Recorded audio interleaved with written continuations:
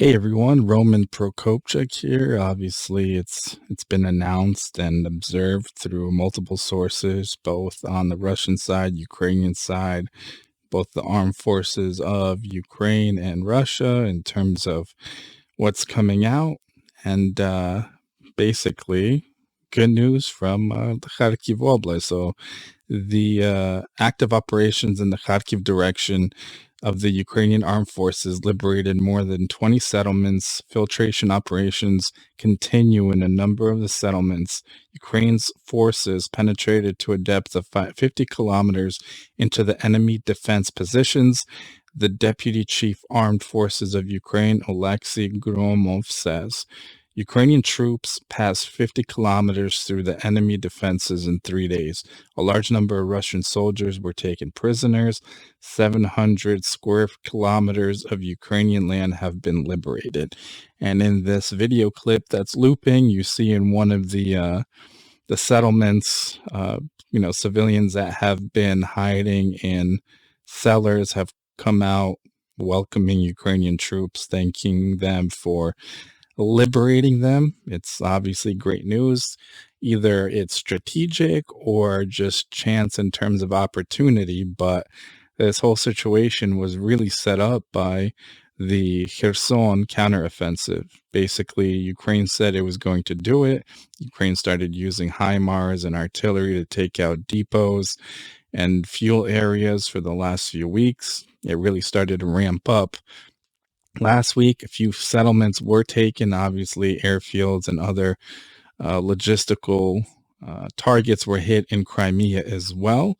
But Russia had to make a decision. So they actually took manpower and armor, moved it from the Izium location and region and in the Kharkiv Oblast around Kharkiv and in the Donbass, moved all those men, additional men and armor into Kherson and around Kherson to defend it.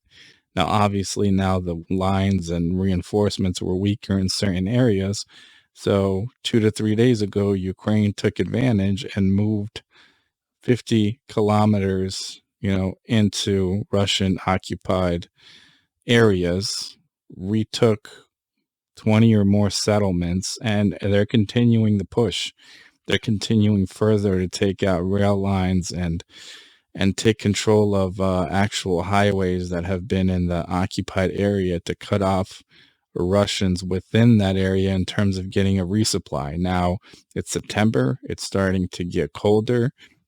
It will get somewhat cold. Ukraine, the area of the world, is known for harsh winters. So when winter comes and you're out of supplies, you're, out of luck.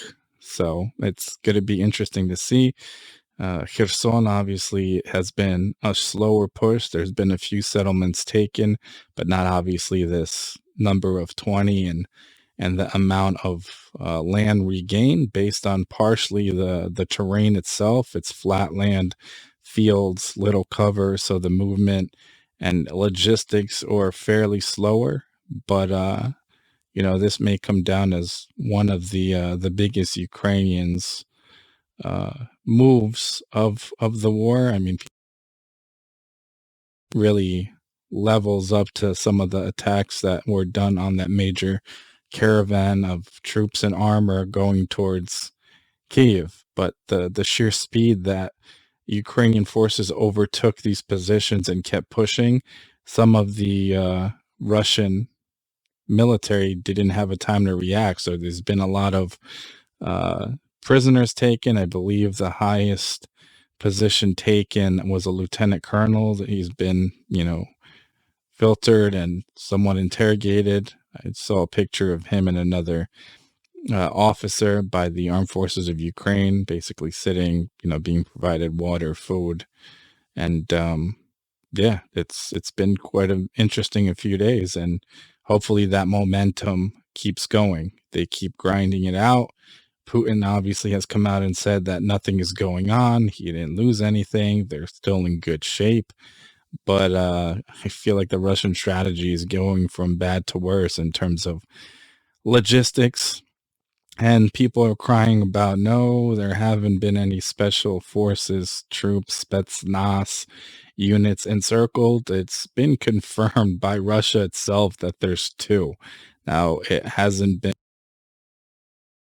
made it out of encirclement, and two, it doesn't look like Ukraine has claimed that they either took out the units or took them prisoner. So they're still in the area. They're still encircled. So we'll see what will happen and see how far Ukraine can push on this momentum.